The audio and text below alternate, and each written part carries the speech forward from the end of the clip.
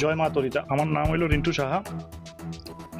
এই মায়ের নাম হইল মহানাগিনী তরিতা, তন্ত্রোক্ত মনসা। তন্ত্ররাজতন্ত্র, শক্তিবিলাস তন্ত্র, অগ্নিপুরাণ, সারদা তিলক, বিদ্যার্ণব তন্ত্র, এইসব গ্রন্থের মধ্যে মায়ের পুরো বিস্তারিত আলোচনা হয়েছে। এই মায়ের পূজা মহাভারতের সময় অর্জুন করেছিলেন ফার্স্ট। বাসুকীনাগ এই মায়ের সাধনা করেছিলেন।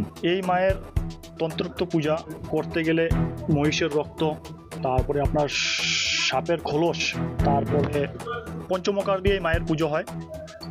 মদ্য, মাংস, মুদ্রা, মৈথুন, এই পঞ্চমকার ছাড়া এই মায়ের পূজা সম্ভব নয়।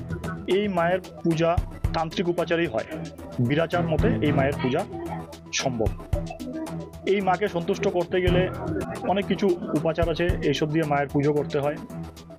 এই মা তৎক্ষণাৎ ভক্তের আশা পূর্ণ করে, কারণ এই মায়ের নাম হলো তরিতা।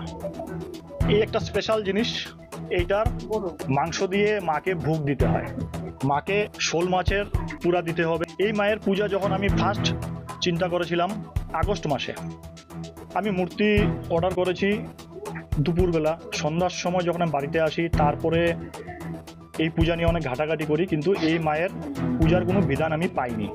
কারণ এই মায়ের ধ্যান, মায়ের বীজ মন্ত্র, গুরুগম্য আমার কাছে নেই। আমি অনেকের সাথে আলাপ করেছি, কিন্তু কেউ এই মন্ত্র, বীজ মন্ত্র, মায়ের ধ্যান, ঋষ্যাদিন্যাস এগুলো আমাকে দিতে পারেনি। আমার গুরুদেব ভবানন্দ ভৈরব, উনি দেহ রেখেছেন। উনার বাড়ি কলকাতা। আমার গুরুভাই, উনার ছেলে মণিমোহন ভট্টাচার্য, উনার সাথে আমি কথা বলি।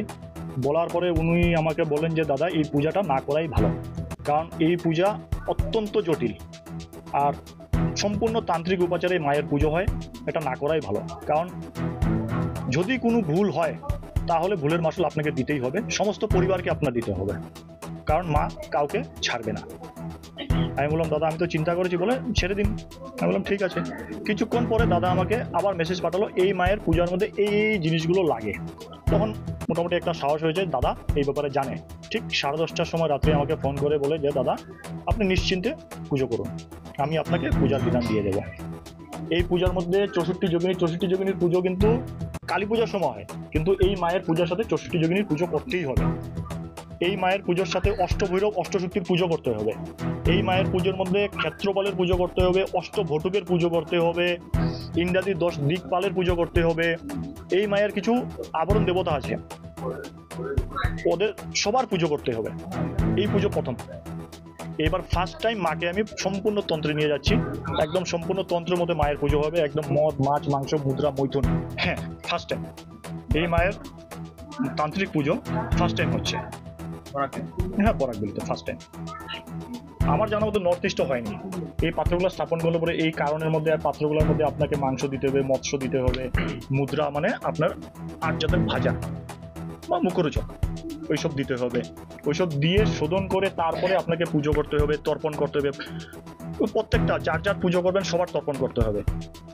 মায়ের পুজো মায়ের তর্পণ, বটুকের পুজো বটুকের তর্পণ, যোগিনীদের 64 যোগিনী আছে, ওনারা সবার পুজো করতে হবে, সবার তর্পণ করতে হবে। ক্ষেত্রপাল, তারপরে অষ্টশক্তি, অষ্টভৈরব, সবার পুজো করতে হবে, তর্পণ করতে হবে। সাথে আমার গুরু পরম্পরার 4 জন আছে, ওনাদের সবার তর্পণ করতে হবে। আমার বাবার দিকের 3 পুরুষ, মায়ের দিকের 3 পুরুষ তর্পণ করতে হবে। তারপরে আপনার দিব্যগুরু, সিদ্ধগুরু, মানবগুরু, ওনাদের সবার তর্পণ করতে হবে। মানে প্রচুর তর্পণ আছে, সেই সব তর্পণ করতে হবে।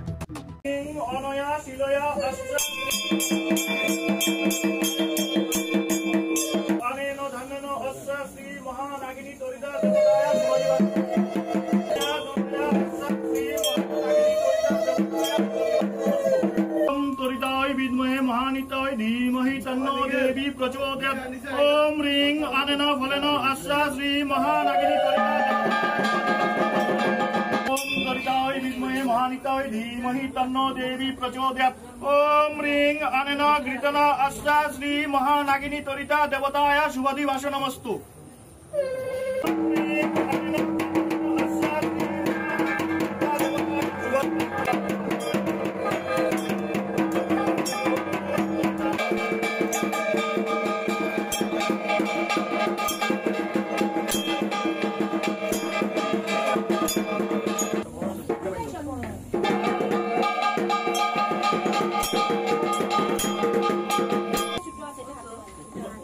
বানাতে নিতে পারবে